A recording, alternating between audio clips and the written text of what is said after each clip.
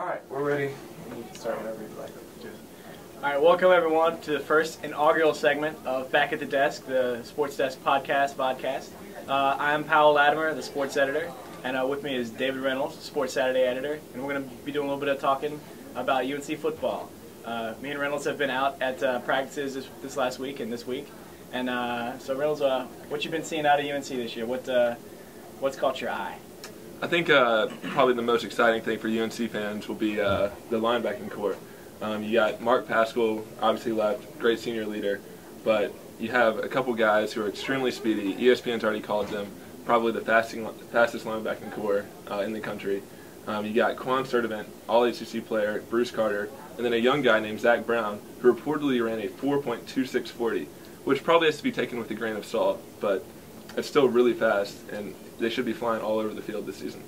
Yeah, obviously their defense is huge. I think they returned 9 starters. They just lost to Tremaine Goddard at safety and Pascal at middle linebacker. So that defense is going to be pretty stout. What about the secondary? What have you seen out of that? I know they lost Tremaine Goddard, who was their interceptions leader from last year. But who else are you seeing out of that unit? Well, Tremaine Goddard is a tremendous loss. He had a great number of interceptions last year. I can't think of the exact number right now, but they returned Deonta Williams, who's a great performer. They still got a couple people battling for that safety spot, but Kendrick Burney will also be very solid. I think the practice I've seen, it's been a little bit, I don't know, it's hard to tell how they're actually going to perform, but they should be very solid, at least on defense.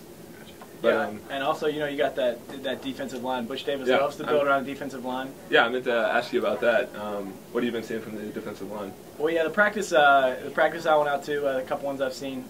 Defensive line has been just, I mean, they're starting to turn into the building block that Butch Davis wants them to be. They've got everyone back. Robert Quinn, Marvin Austin, Cam Thomas, E.J. Wilson. Everyone's back, and they added Dante Moss, who is a stud recruit, and also a local guy, Jared McAdoo from East Chapel Hill or Chapel Hill High. He's a local guy. I saw him play in high school. He's really stellar. But that defense is gonna pretty much carry the team, and they probably will have to, because you remember that guy named Hakeem Nicks? He's not there anymore. Neither is Brandon Tate. Neither is Brooks Foster. Exactly. Who's catching the ball? Catching the ball? Well, I think you're going to be looking at Greg Little getting most of the catches early in the season. I talked to T.J. Yates a couple of days ago, and he said that Greg Little is definitely his go-to guy right now. He's the guy he's most comfortable with. They're kind of on the same page. He said Greg, is a guy who's got tremendous athleticism. Yates has been just kind of raving about that. He said he can run down balls that Yates feels like he throws too far. He can adjust, catch balls he throws too short. So he's definitely the guy that Yates is looking to first. But after that, it's a bit of a mystery. You don't really return any other starters, any other players who have any significant number of catches at all for UNC. They got a bunch of freshmen competing for spots, and right now Butch Davis said 6 or 7 guys are still in the mix for that. So I don't think we're going to be seeing at least people cementing starting spots until probably 3rd game of the season. I think 1st game of the season you're going to see a lot of players rotating in and out, for now at least. So the wide receiver spot's still up for grabs.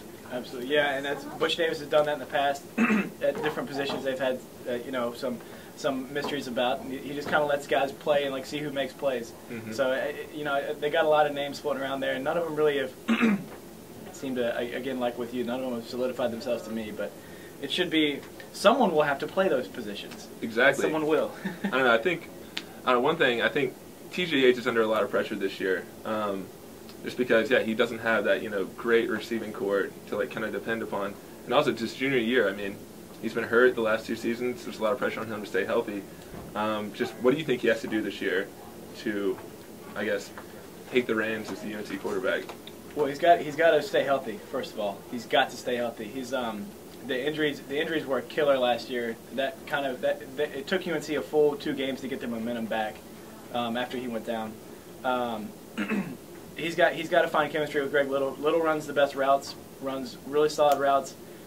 They need to find a guy who can stretch the field and go deep. And T.J. Ace throws a great deep ball, so they can build off that. But he's got to make sure he does it. Really, with the defense, they're going to be able to limit people. So T.J.'s got to be able to just control the ball and manage the game, I think. And I think the tight end Pianalto. Zach Pianalto is going to be a huge part of that because he's a guy that's also been injured and he's going to be coming back this year.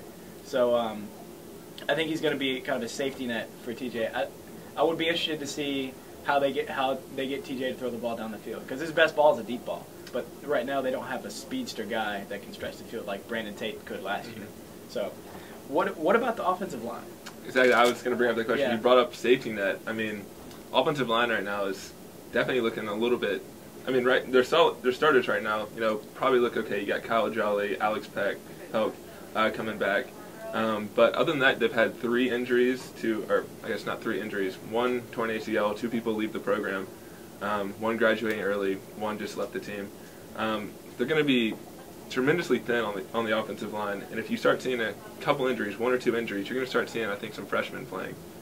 And that could be a lot of trouble if they don't perform well right out the gate because, I mean, TJ Yates doesn't need to be taking too many hits. Yeah. And, I mean, if the offensive line isn't performing, the running game's not going to perform. And, I mean, even if the freshman receivers and the new receivers turn out to be great, TJ Yates isn't even going to have time to get it to them. So I think you got to look for some help on the offensive line. I think that's got to be one of their goals. And, I mean, just the guys that are there now have got to perform well. I mean, they lose Garrett Reynolds last year, who was a huge stalwart on the offensive line, and they lost another guard. So, I mean, if the new guys can step up and perform and they can stay healthy, I think we should be all right. It's all right. Well, cool. Well, I think that's about all I got. You got anything else on your mind from UNC football, from your experiences so far? Anything that's anything you're really itching to talk about? Because I know you got. You don't want to tip your hand too much because I know we got the Sports Saturday coming out in the next couple weeks. Not too much. I would say that Greg Little has not made any predictions this year. But that's true. But yeah, I think that's pretty much it for now, and we'll see how things work out the next couple of weeks. All right, good deal. Well, again, this is Powell Reynolds. Not Powell. This is Powell Latimer, Sports Editor. David Reynolds, Sports Saturday editor, and this has been the first inaugural from Back at the Desk. It was fun. Thanks for tuning in. Yeah, it was fun. Let's do this again sometime. All right. All right. Thanks.